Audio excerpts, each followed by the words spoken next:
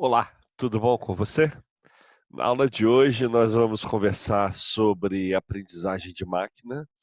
É uma visão não especialista, o objetivo é que você consiga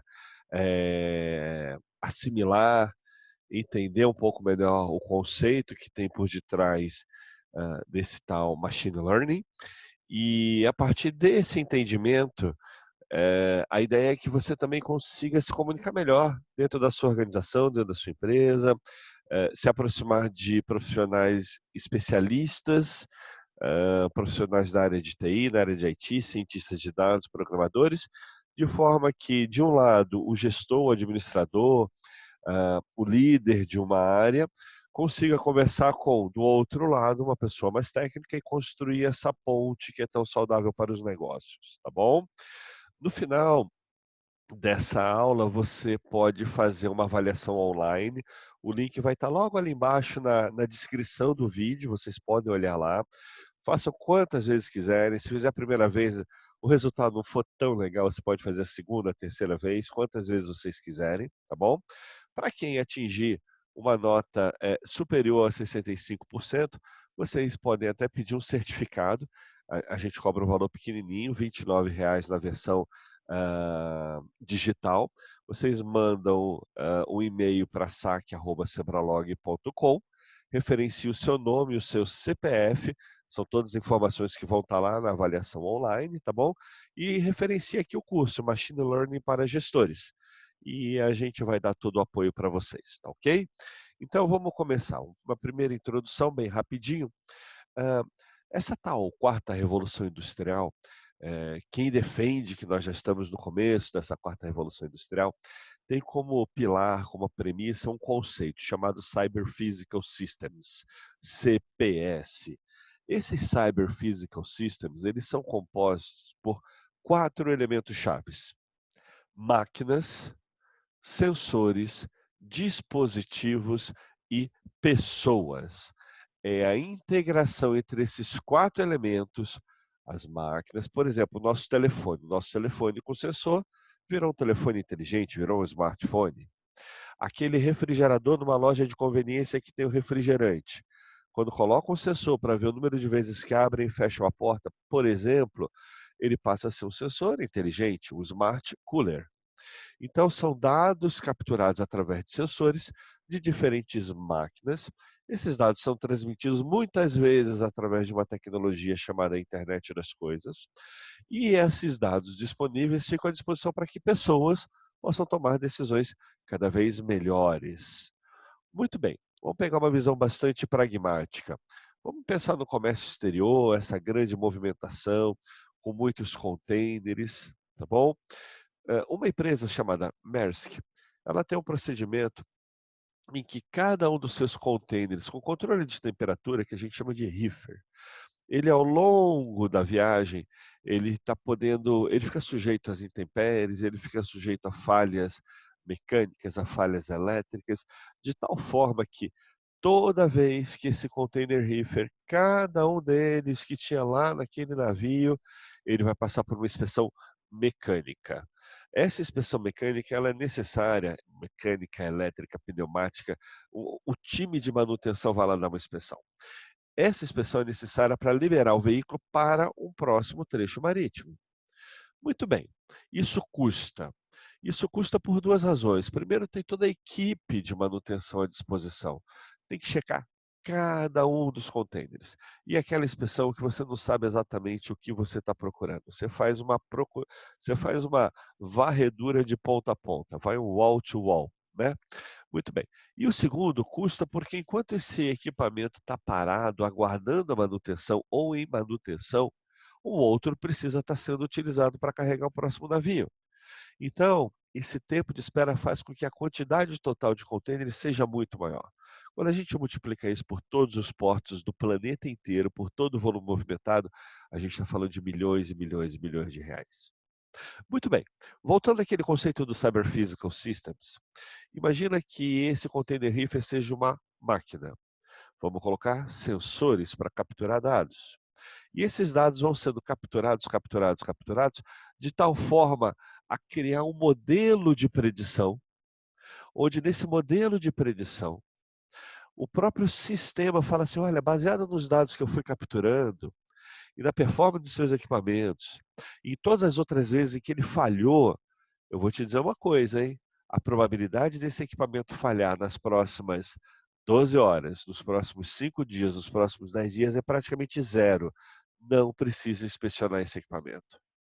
Ou seja, a captura de dados, ela alimenta uma tomada de decisão. Não há a necessidade de inspecionar o equipamento. O que vai ter de impacto? São três grandes dimensões que se sobrepõem.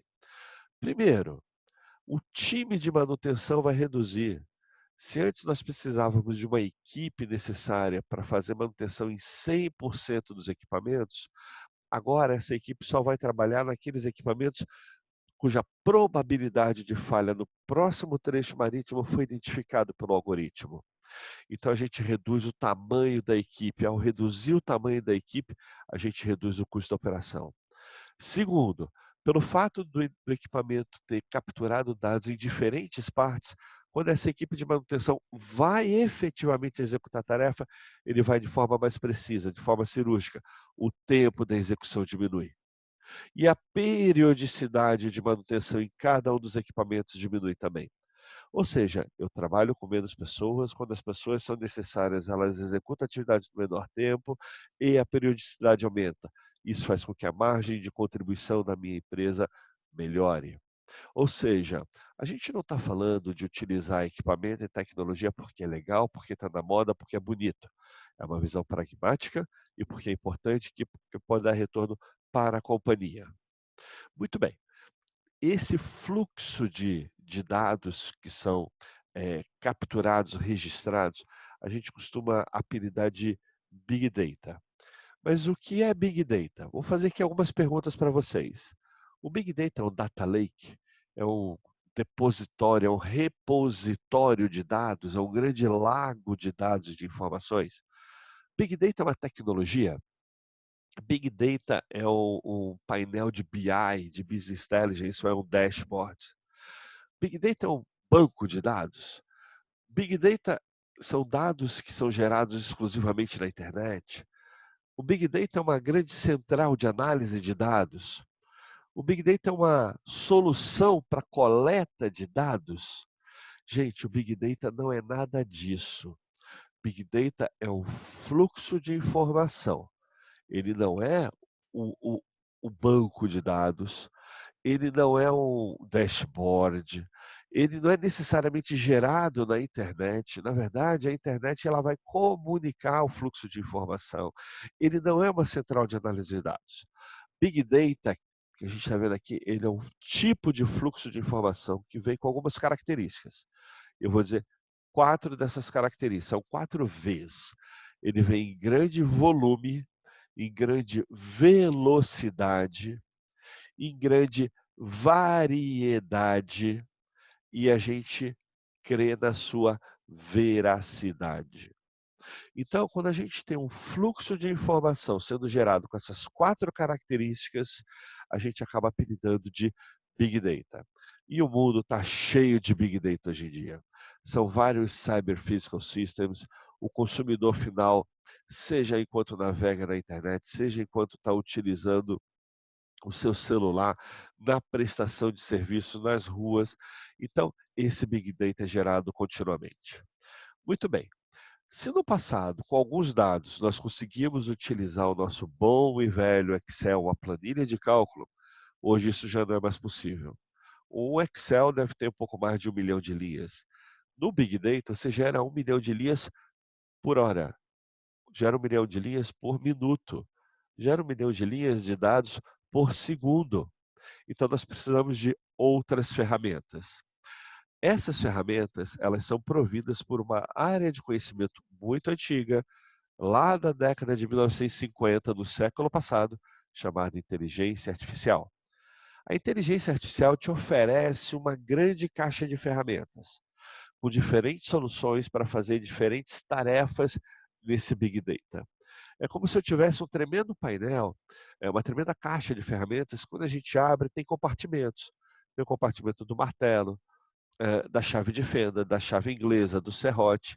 Aí você fala, tá bom, então eu preciso de um serrote. Mas quando você abre no compartimento do serrote, descobre que tem 80 serrotes diferentes.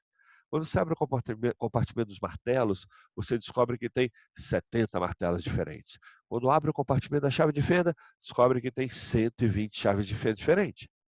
Ah, então peraí, qual é a tarefa que eu tenho que executar? E quais são as ferramentas que eu preciso usar? E de repente, esse seu Big Data, ele vai precisar, num primeiro momento, de um daqueles martelos e depois, na sequência, de uma daquelas chaves de fenda e depois, na sequência, de um daqueles serrotes. Ah, mas aí já é um grau de detalhe muito específico, porque cada martelo, cada chave de fenda, cada serrote é um algoritmo. E aí passa a ser uma missão para o cientista de dados. É verdade. Então, como é que a gente vai combinar a capacidade de um gestor compreender a oportunidade no processo com o conhecimento técnico de um especialista? Como a gente combina esses dois mundos? Esse é o grande desafio. Muito bem. Antes, deixa eu dar um pouquinho de conceito sobre a hierarquia dessas informações. Via de regra, a gente fala sobre ciência de dados. Essa ciência de dados se sobrepõe com uma outra área de pesquisa chamada inteligência artificial. A ciência de dados, ela tem origem em outras áreas de conhecimento. Primeiro surgiu a ciência da computação, primeiro surgiu a matemática e a física, primeiro surgiu a gestão de negócios. A combinação dessas três áreas, ciência de computação, matemática e estatística e gestão de negócios, permitiu a criação da ciência de dados. Hoje, essa nossa aula sobre aprendizagem de máquina, ela é uma sobreposição da ciência de dados com a inteligência artificial. Só que a inteligência artificial ela também se conversa com outras áreas, como por exemplo a área de linguística, como por exemplo áreas de ciências cognitivas.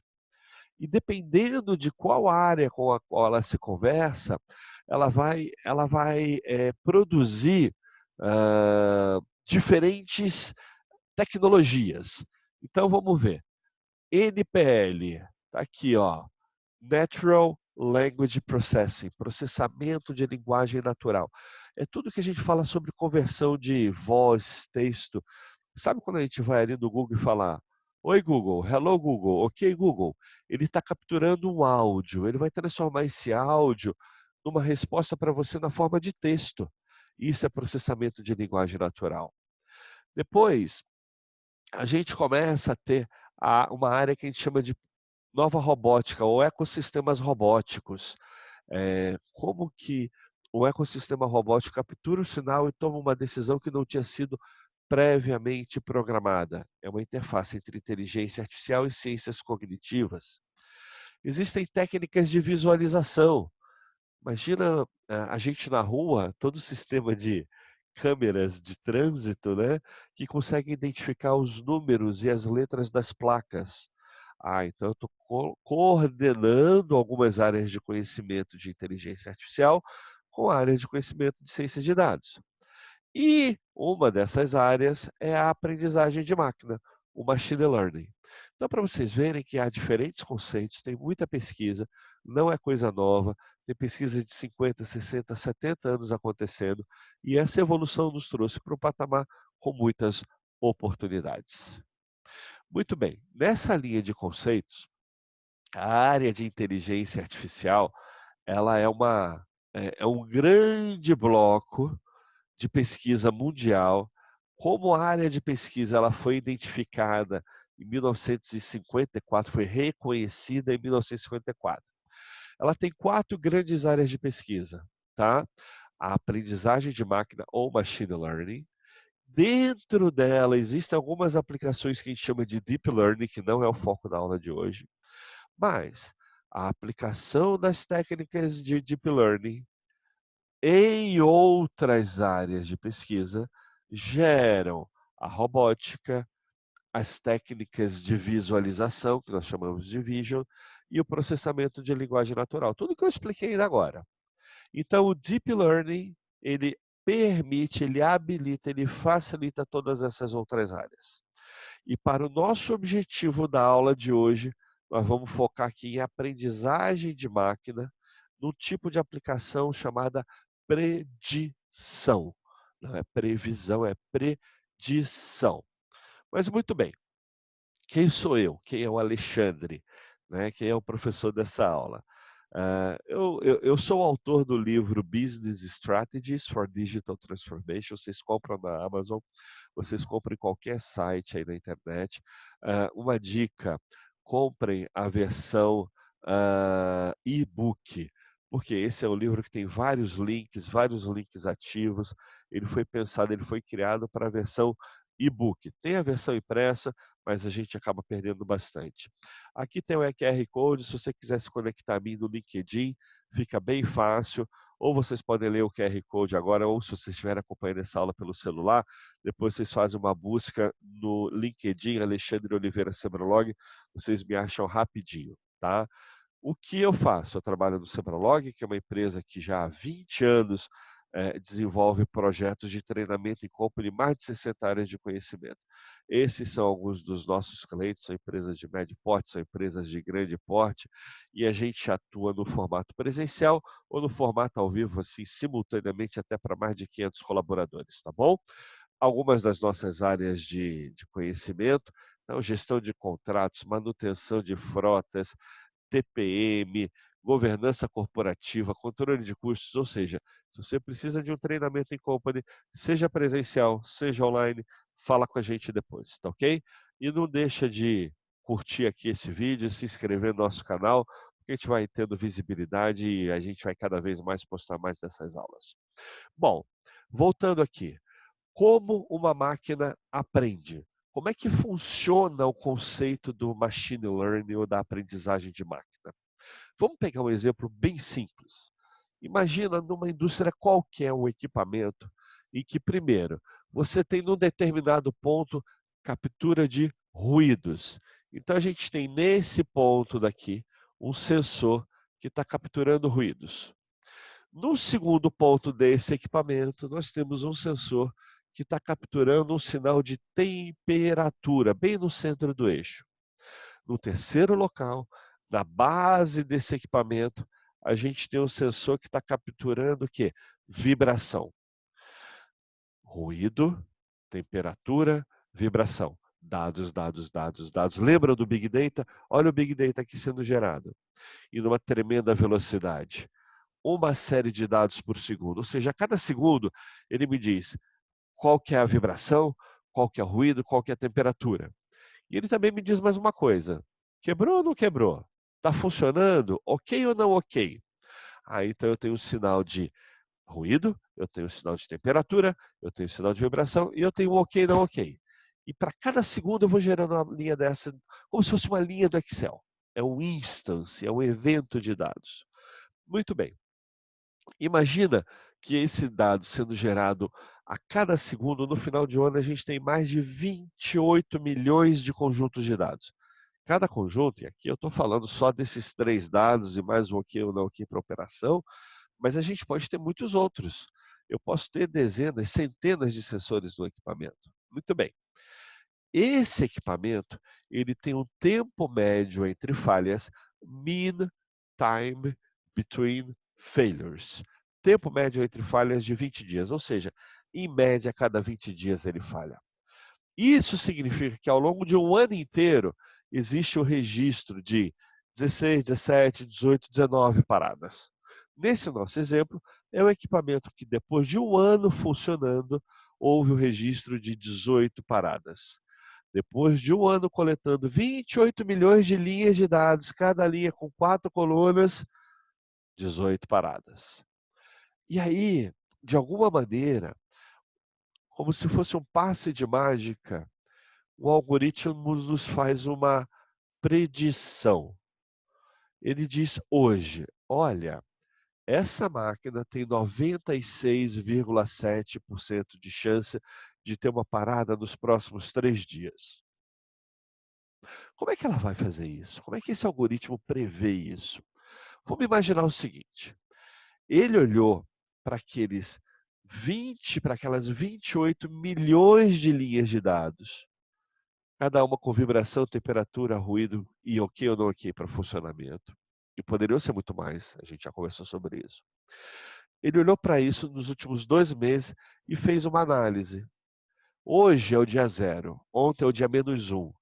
Então ele olhou todas as vezes em que essa máquina parou, ela teve uma quebra.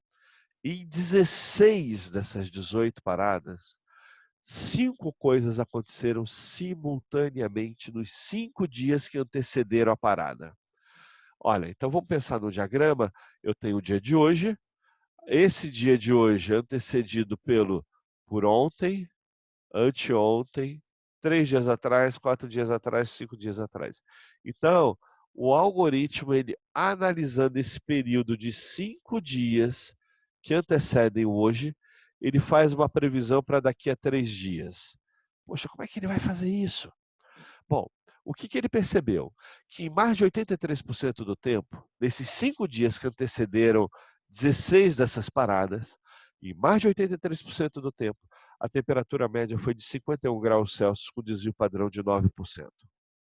E que a temperatura oscilou entre 45 graus Celsius e 55 graus Celsius em mais do que 70% do tempo. E que, concomitantemente, a intensidade da vibração aumentou em pelo menos 35% desde o dia -5, 5 dias atrás, até ontem. Então quer dizer que em 16 das 18 vezes em que a máquina parou, 5 dias antes, tinha uma intensidade de vibração, e essa intensidade de vibração ela aumentou em pelo menos 35% até a véspera da parada. A intensidade do ruído aumentou em pelo menos 17% nesse período, e o desvio padrão da variação do ruído aumentou em 10%. Então, pessoal, o que acontece? Ao olhar 28 milhões de linhas, um algoritmo, um programa, um código identificou que essas 5 características aconteceram simultaneamente em 16 das 18 paradas. E mais, quando não teve parada, no máximo 2 dessas características aconteciam simultaneamente. Nunca sequer 3. Ele fala: bom, gente, espera aí. Que coisa é essa? Que capacidade é essa que olha para esse volume gigantesco de dados, encontra essas correlações improváveis e a partir daí cria um modelo de predição de paradas? São algoritmos de aprendizagem de máquina, que, por sua vez, a aprendizagem de máquina é uma técnica dentro de uma área de pesquisa chamada inteligência artificial. Muito bem, o que acontece para que essa predição possa ser gerada? O algoritmo de aprendizagem de máquina vai analisar o histórico de dados. Não é o algoritmo que faz a previsão, a predição. O algoritmo ele analisa o histórico de dados, identifica as correlações e, a partir desse entendimento, a partir da descoberta de conhecimento, que essa é uma outra expressão importante, em inglês se fala knowledge discovery, a partir da descoberta do conhecimento, ele constrói um modelo preditivo. E por que ele aprende? Ele começa com um conjunto de regras, ele enxerga a importância relativa entre diferentes variáveis. O mais importante poderia ser a vibração. Não, o mais importante era a temperatura. Então, e ele enxerga uma associação entre essas variáveis. A gente tem a máquina funcionando, ele construiu um modelo baseado no histórico, mas a máquina está funcionando hoje e está tendo comportamento hoje. Então, a partir disso, ele faz uma predição. Mas essa predição, ele vai ter que ser comparado. Olha, existe uma probabilidade grande de falhar nos próximos 3 dias. Ele guarda essa predição. E depois vê se realmente falha ou não. Ele vai fazer uma comparação versus o real. E dessa comparação, ele vai falar: eu acertei, eu errei.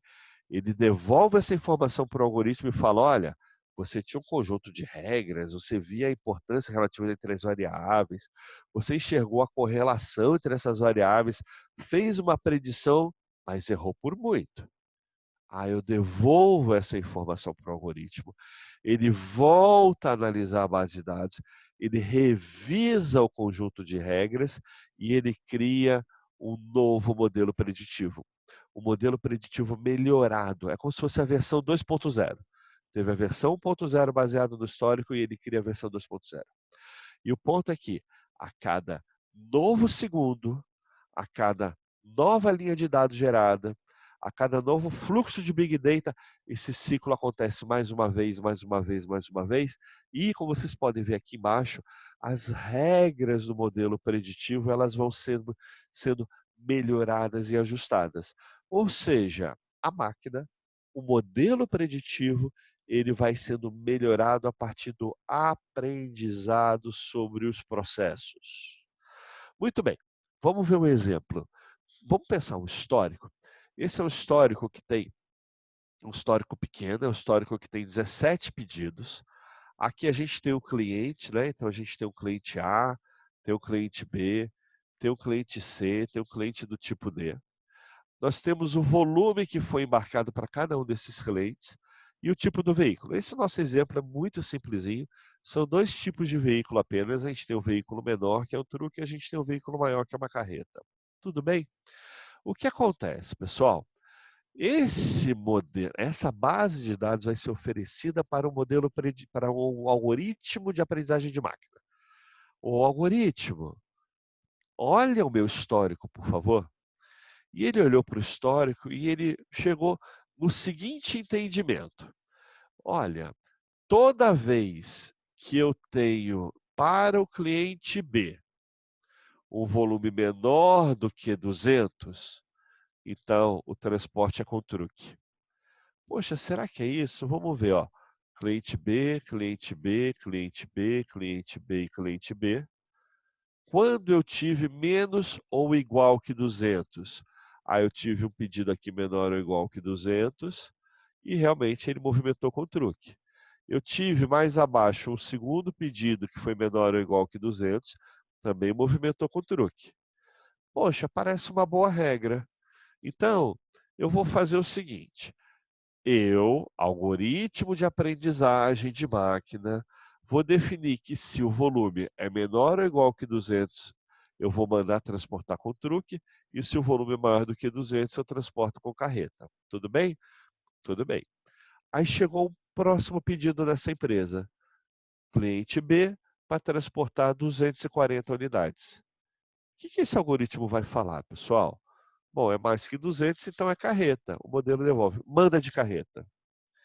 Só que eu tenho uma informação que esse modelo não tem. Olha, esse cliente é um estabelecimento comercial numa loja de acesso dificílimo e que uma carreta não chega lá. Então, de fato, para este cliente, nesta loja, você tem que mandar de truque. Eu falo assim, bom, eu tenho dois caminhos. Eu posso criar uma nova coluna em que, independente do cliente ser o A, B ou C, eu vou dizer qual é a loja de atendimento. E eu passo a oferecer essa informação e o algoritmo vai levar isso em consideração. Só que nesse momento isso não é uma opção para mim. Eu estou rodando a operação e eu quero basicamente que o algoritmo mude a regra. Então ele vai fazer uma primeira adaptação.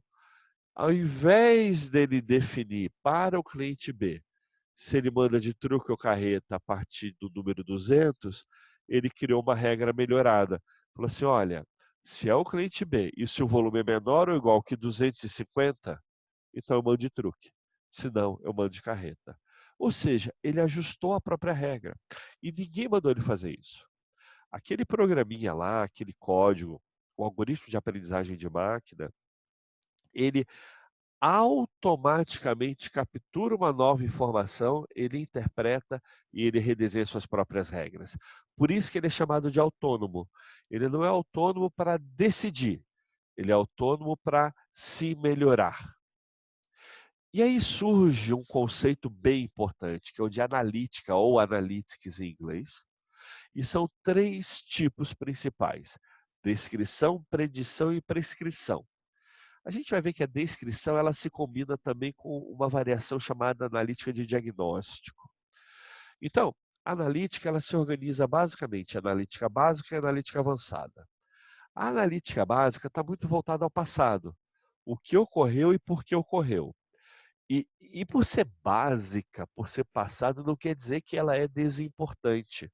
Continua sendo tão importante quanto, inclusive é o básico, saber o que aconteceu. ou saber o porquê de ter acontecido, não é verdade? Já avançada, ela começa a responder outras perguntas. O que está acontecendo agora? E aí vem o conceito do em tempo real. Nota que é diferente de online. Não é informação online, é informação em tempo real. O que ocorrerá, ou o que é mais provável ocorrer, e aqui a gente traz o nosso conceito de previsão. Quem pensa em previsão de vendas, né? Fala, o quanto que eu vou vender, né? Qual que vai ser a demanda, o que vai acontecer? Aqui é o conceito. E tem um outro tipo de pergunta que tem a ver com o teste de cenários. Olha, o que vai acontecer se a gente testar novas condições? Tem um tipo de pergunta que fala assim, mas e se eu melhorar, se eu otimizar esse meu recurso? Como otimizar minha variável dependente? Eh, e se eu reduzir o preço ao máximo, eu aumento as vendas no limite superior? Então, cada uma dessas perguntas está associada a um tipo de análise. E no mundo da analítica, elas têm uma denominação específica. Quando eu digo o que aconteceu, eu estou descrevendo. É uma analítica descritiva. Quando eu explico por que ocorreu, é uma analítica de diagnóstico. Olha, o volume de vendas aumentou, mas por quê? Porque a concorrência aumentou o preço, porque a gente reduziu o preço, porque a gente começou a fazer propaganda no horário nobre. Opa, então se eu tiver capturado dados que me permita gerar essa explicação, eu posso ter uma analítica de diagnóstico. Aqui embaixo, descritiva de diagnóstico, o que está acontecendo agora. Então, eu tenho analítica descritiva, analítica de diagnóstico, tanto para o que ocorreu como para o que está acontecendo. O que ocorrerá é uma predição. A gente não fala mais de previsão, a gente não fala mais de forecast. Vamos usar uma outra palavra: predição. E o teste de cenários, a gente chama de prescritiva, que tem dois tipos. Se eu quiser testar um cenário, testar diferentes cenários, isso é uma simulação. E se eu quiser otimizar uma determinada variável, eu vou chamar isso de otimização. Então, a gente tem analítica descritiva e de diagnóstico para o passado e para o presente. Eu tenho analítica preditiva, que é para o futuro, associada a um conceito que a gente está acostumado a ver de previsão, e analítica prescritiva, que ou é para o teste de cenários com a simulação, ou ela vai ser para a otimização de uma determinada variável. Muito bem. E aí, como é que isso entra no conceito da predição de demanda? Historicamente, a gente tenta prever o volume baseado no tempo. Por exemplo, a data, dia da semana, o dia propriamente dito do mês. 15 de janeiro de 1900. Então você começa a ter os chamadas séries temporais, que a gente vê aqui na base do gráfico, né, no nosso eixo X do gráfico, como se fosse o dia 1, dia 2, dia 3, dia 4. E nós temos a oscilação da demanda. Essa oscilação da demanda, ela vai acontecendo de uma forma, ela acontece de uma forma natural, tudo bem? E a gente vê assim que tem alguns picos. Uma parte deles eu explico pela promoção. Esse pico mais alto é promoção, esse pico mais alto foi outra promoção. E eu tenho um baseline que combina. É, é, vamos imaginar de uma forma um pouquinho diferente, pessoal. Esse pico grande, esse outro pico grande, é o efeito de sazonalidade. É aquele remédio que vende mais no inverno, remédio para tosse, ou é o sorvete que vende mais no verão, ou é o nosso tradicional ovo de chocolate na Páscoa. Então a gente olha para esse pico daqui, sazonalidade, esse pico sazonalidade. Além do efeito da sazonalidade, a gente pode ter o efeito da promoção. Essa promoção ela vai gerar um pico adicional no período de baixa, pode gerar um pico adicional no período de baixa. Então eu tenho aqui a combinação de efeito de sazonalidade com efeito de promoção sobre o baseline. O que é o baseline? É a demanda orgânica. Tá bom, então eu olho para uma série temporal e eu consigo fazer um forecast. Esse meu forecast me reproduz o efeito da promoção e me reproduz o efeito da sazonalidade. Por quê? Tudo que eu quero é uma previsão de volume. Só que o que está associado nesse raciocínio, pessoal? Que o meu volume é função do tempo. é função do momento do ano em que eu tenho sazonalidade e ele é função do momento do ano em que eu tenho promoção. Quando a gente pensa em algoritmo de aprendizagem de máquina, ele é um pouquinho diferente. Esse nosso modelo de previsão chamado de forecasting, ele começa a ter que considerar algumas outras coisas. Além da data, eu posso pegar o horário do dia, eu posso pegar o dia da semana, segunda, terça, quarta, quinta, qual que é a sequência do mês, qual que é o mês, tá? A semana do mês, semana 1, 2, 3, 4, até semana 5. Se a compra foi de manhã, de tarde ou de noite, se teve promoção, qual foi a mídia, televisão, rádio, mídias sociais, Instagram, qual foi o canal? Olha, eu tenho 3, 4 canais de televisão, canal aberto ou canal fechado? Se foi no canal fechado, em qual canal? Se eu usei a mídia YouTube e eu peguei um influenciador digital, eu fiz uma propaganda com ele que durou 1 segundo, 10 segundos, são todas diferentes informações que podem influenciar a demanda. Como que está o clima hoje? A temperatura, a umidade, está chovendo, está seco? Qual que é o tipo de embalagem que eu fiz promoção? É véspera de feriado? Hoje é o dia D-1, é o dia anterior ao feriado? Não, não, hoje é o dia do início do feriado. O feriado começou ontem. É um feriado de 2 dias, 3 dias, 4 dias? É um feriado de alcance local? Imagina que eu estivesse registrando todas essas informações. Todas. Qual é o seu preço? Qual é o preço do concorrente? Qual é o seu preço agora? Porque eu estou pegando informação sobre a hora do dia. Então, a cada hora do dia, eu quero saber qual que é o preço que eu estou praticando, qual que é o preço que o concorrente está praticando. Eu estou utilizando mídias sociais, Facebook, Instagram, LinkedIn, o que seja. Eu estou trabalhando com influenciadores digitais. Eu tenho um portfólio de mais de 30 influenciadores digitais, 30 pessoas diferentes, que fazem propaganda da minha marca. E cada um deles pode fazer propaganda com 5 formatos diferentes de merchandising. Gente, a hora que a gente junta tudo isso, o que a gente passa a ter?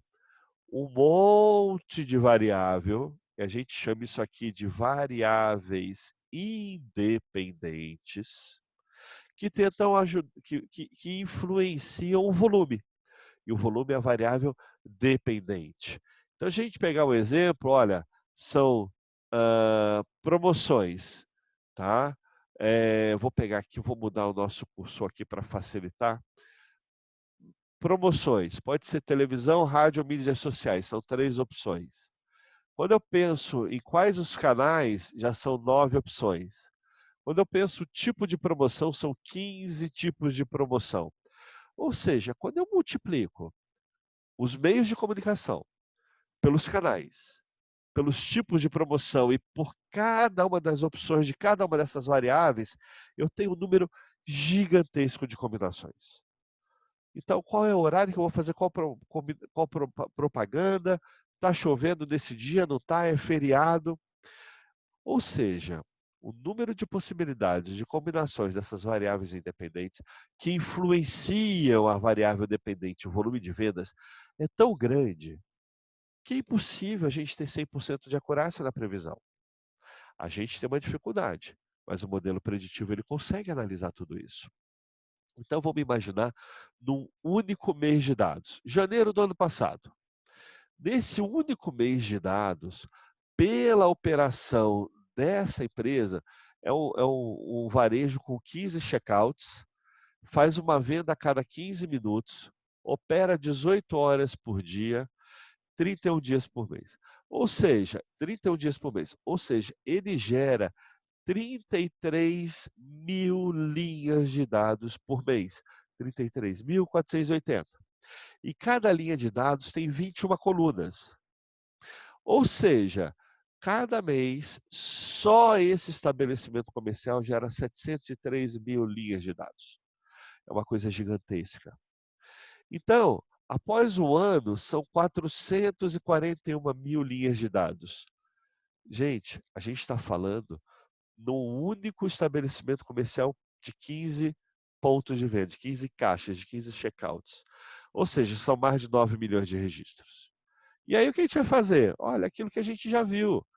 É um código, um algoritmo de aprendizagem de máquina que vai interpretar esse histórico, Só que aqui são pares de dados com input e output. O input são as variáveis independentes, o output é a variável dependente, que é o nosso volume. A gente tem as colunas após o ano e ele devolve um modelo preditivo.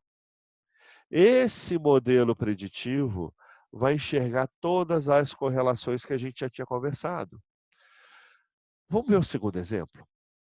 E aqui é um exemplo extremamente simples, onde a gente só trabalha com duas variáveis independentes. E quais são essas duas variáveis independentes? O preço do seu produto e o dia do mês. Ah, ele vai olhar o quanto que era o seu preço no dia 1, ou o seu preço no dia 2, o seu preço no dia 3 de janeiro, 4 de fevereiro, 4 de janeiro, 5 de janeiro, 6 de janeiro, e aí ele vai ver se vendeu ou não. Agora, você vai entregar todo esse histórico para ele, ele devolve o quê? Ele vai te devolver um modelo preditivo. Esse modelo preditivo, que é o nosso símbolo aqui colorido, por sua vez, ele enxerga múltiplas correlações, de tal forma que ele, na verdade, é a soma de vários modelos preditivos. Como assim? Olha, vamos supor que você está nos primeiros 20% do seu mês. Então, o mês tem 30 dias, 20%, 6 dias. Se nesses 6 dias você está praticando o preço 1, ele tem esse primeiro modelo preditivo para você. Se nesses 20 dias, nesses 6 dias, você está praticando uma faixa de preço 2, ele vai ter o segundo modelo preditivo. Olha, se eu estou praticando uma faixa de preço definida por essa barra daqui, e dependendo da época do mês, se está no meio do mês, é um outro modelo preditivo. Se está no final do mês, passa a ser um terceiro modelo preditivo, um quarto. Ou seja, ao olhar para o histórico, não é que ele cria uma regrinha única.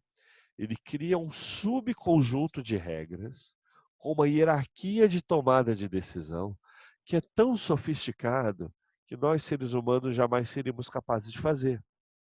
E é por isso que são técnicas estudadas numa área de conhecimento chamada inteligência artificial, que é uma área da ciência que o ser humano que estuda atividades que o ser humano não é capaz de fazer.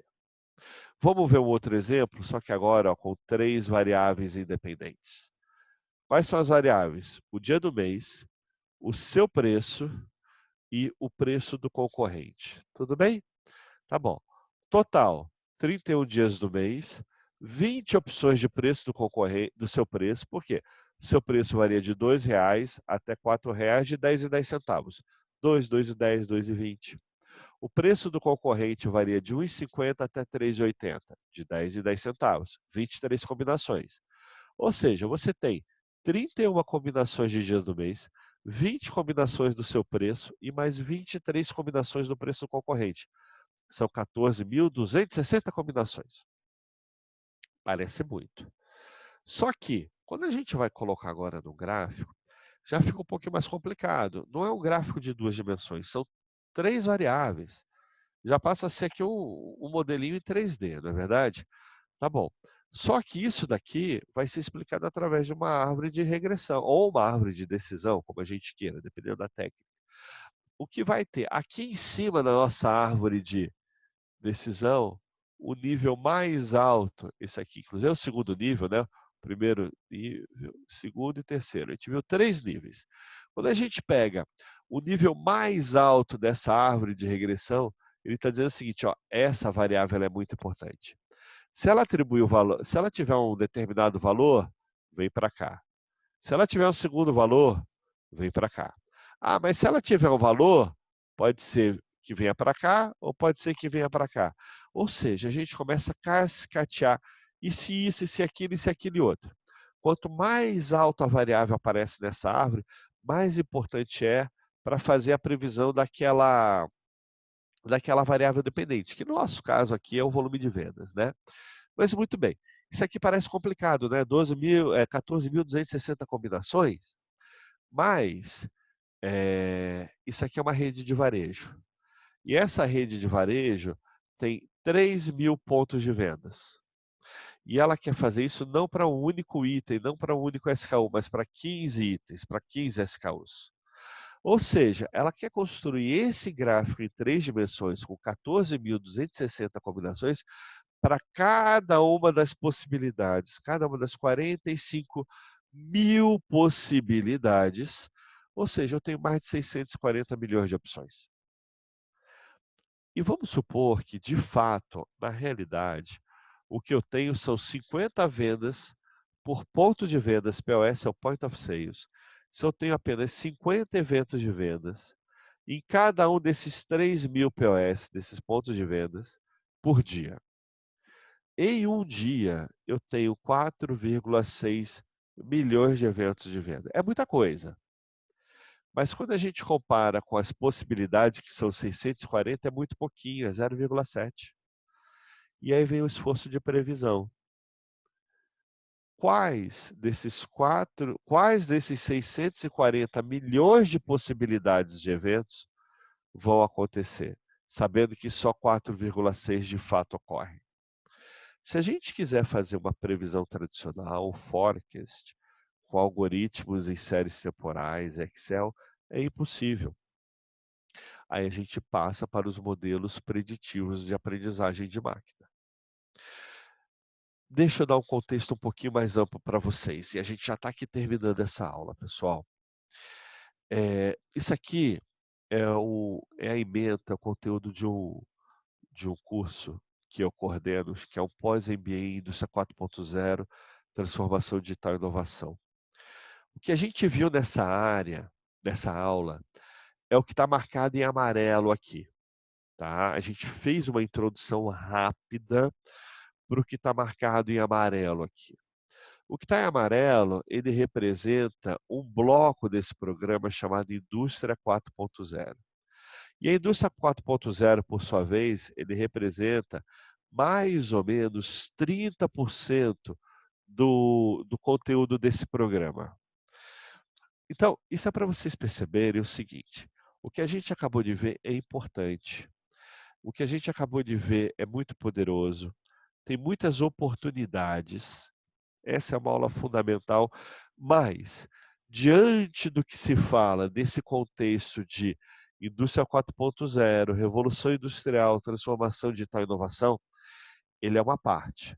Além do conceito de indústria 4.0, que envolve várias outras tecnologias, existe o conceito de transformação digital, de plataformas digitais e de inovação, tá bom? Então, assim, essa aula é bacana, essa aula é importante, é um mini curso bom para você, te permite se posicionar, entender oportunidades, mas vamos usar isso como um ponto de partida para aprender muito mais coisas, tá bom? Bom, agradeço a sua atenção, foi bacana ter você aqui até o final, tá? E um último lembrete, dá uma olhadinha lá embaixo, na descrição desse vídeo, tem um link, você pode fazer a, a avaliação online, tá bom? É rapidinho, são 10 questões de múltipla escolha. Se você não for muito bem, se você tirou das 10 questões, você acertou 3, acertou 5, acertou 6, você pode refazer quantas vezes você quiser, tá bom? Até você conseguir tirar uma nota bacana, até você estar dominando esse conhecimento.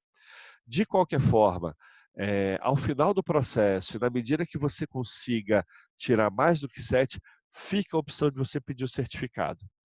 Você pode mandar um e-mail para saque@sebralog.com. Você fala o seu nome completo, você escreve lá o seu CPF, diz o curso que você acabou de fazer, Machine Learning para gestores. A gente vai consultar, porque a gente tem acesso ao banco de dados das avaliações realizadas, confirmando tudo direitinho, a gente te manda o certificado por R$ 29,90, tá? Então é o certificado na versão digital. Se você quiser um certificado na versão impressa, é um pouquinho mais, são R$ 59,00. Tá ok? Um grande abraço, obrigado, e a gente se encontra aí numa próxima videoaula.